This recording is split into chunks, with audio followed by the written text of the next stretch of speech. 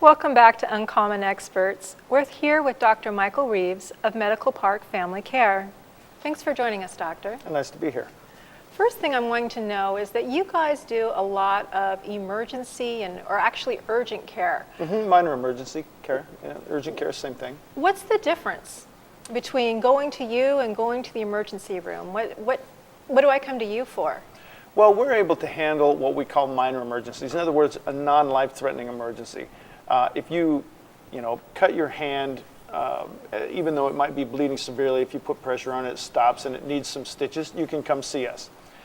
If you break your arm, but it's not horribly disfigured or, no bones sticking out. Exactly. I was not going to go there, but yes, then you can come see us. We can get an X-ray, oftentimes faster than you would actually wind up getting it in the emergency room, just because of the way we're set up.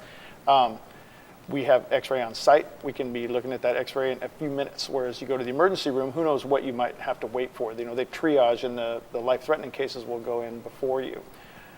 So when you're triaging at your facility, you actually are the life-threatening case compared to the guy who's getting an immunization or well, hopefully we aren't seeing a life-threatening case. I mean, that kind of stuff does need to go to the emergency room. But, even someone who's in severe pain, or someone who's, holding pressure on a wound, or someone who's thinks they may have a fracture or something like that will get pushed to the front of the line, so to speak, and we try to get those people in quickly and get them taken care of.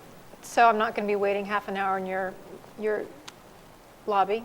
No, hopefully not, no. Okay. That's great, because a lot of times you go to the ER and you end up getting half an hour. You can wait several hours sometimes, depending on what happened just before you got there. It's kind of hit and miss. And generally, if you have something that you think might be life-threatening or cannot wait and you may be in danger, of course you need to go to the emergency room. But minor emergencies, household stuff, you fall down and break a finger, stub your toe real bad and you think you might have broken it, that kind of thing. We handle that kind of stuff all the time. Small lacerations, minor car accidents, although, that would be a judgment call. So you wake up the next day and you feel you might have whiplash, that's when you go to see you? Absolutely. Okay. What about things when, my daughter's running a fever? Oh, we are extremely sensitive to sick kids. Kids can get sick very quickly. They can also get better very quickly, but we try to get them in. We're very good at getting patients in the same day. Not always necessarily with your doctor, hopefully so, but your doctor may be booked up and too busy to see you or not there, but we will always get sick kids in. We don't turn anybody away who's sick. I know another thing that we often don't think about until it's too late, and then you've got kind of an urgency to get in, is travel medicine. Do you guys do that as well? Yes, we do, and it's always nice to give us 6 months before you leave. And a lot of times people don't, but we do an extensive amount of travel medicine. People going all over the world. We have all the vaccinations, the typhoid and yellow fever and all that stuff right on site. It's a very good place to do that. We frequently will see whole families that are traveling to several countries or whatever, and we have the facilities to bring that up, give them the right immunizations, and protect them while they're traveling. It's nice to know. Now, when you think about family medicine, we always call it cradle-to-grave medicine. Why don't we start on the cradle side? What are you able to accommodate there?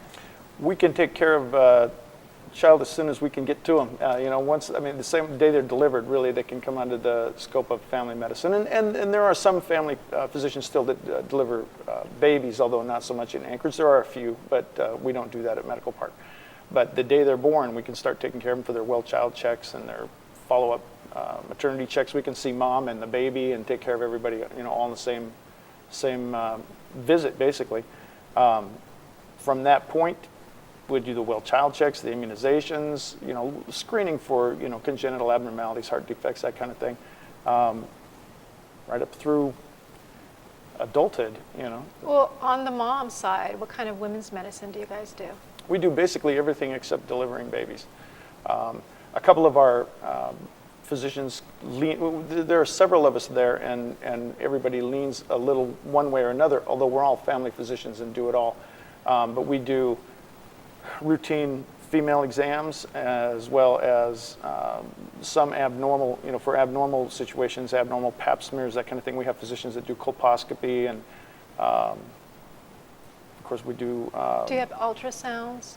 We have ultrasound, which we do occasionally for obstetrical reasons, but we do it for non-obstetrical reasons as well, pelvic pain or abdominal pain, that kind of thing. And we have that on site, which is very handy. What about things like contraception issues?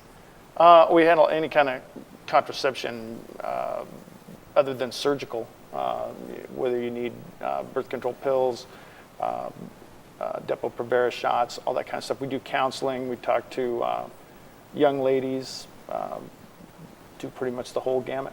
And men's health? Men's health, prostate checks, annual physicals, cholesterol and blood pressure, of course, are important for everybody, but that's a big part of men's health and women's health. Do it all. We do EKGs on site, just about everything you'd need. What about for the kids? Could you do things like sports physicals? We do a lot of sports physicals, do a lot of the school physicals, keep them up to date on their shot records. That's kind of the whole idea of family medicine, is to cover this whole gamut so that your shot records are in one place. When you go to start back in school, you know when you had your last tetanus shot and your last hepatitis series and all that. We do the sports physicals, Boy Scout physical, any kind of physical exam you can name, we're prepared to do. Now, I had some nephews that started getting ill. We found out they had a peanut butter allergy, and that was giving them breathing problems. So we weren't sure if it was the allergy or the asthma. Do you guys take care of those kind of things as well? We do. We have spirometry on site. We have allergy testing available. One of our physicians does skin testing. We also have an extensive lab panel to find specific allergies, and we treat it.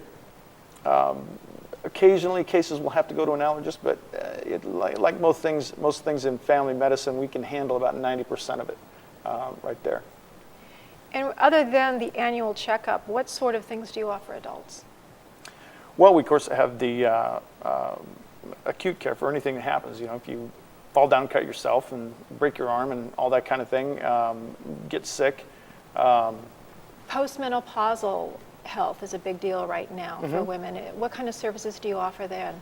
Well, of course, you know, a lot of that is counseling and talking over. Some women are appropriate for hormone replacement therapy, some aren't. It depends on family history and a lot of factors that could play a role there. We talk to them. That's kind of part of the annual physical exam. Of course, mammograms are important, as well as the rest of the physical exam, colon cancer screening, cervical cancer screening, all the stuff that you need, ultrasound if it's necessary. Women also need their blood pressure and cholesterol checked. I understand that you also do lap band adjustments. And one or two of the physicians do lap band adjustments in our clinic too. So after you have the surgeon put the lap band in, come to us and you can get it adjusted. What are the advantages to a doctor by working at Medical Park Family Care? Why am I getting a better doctor if I go there? Well, I think that the company was founded many years ago by some very smart guys, some of whom are still at the clinic.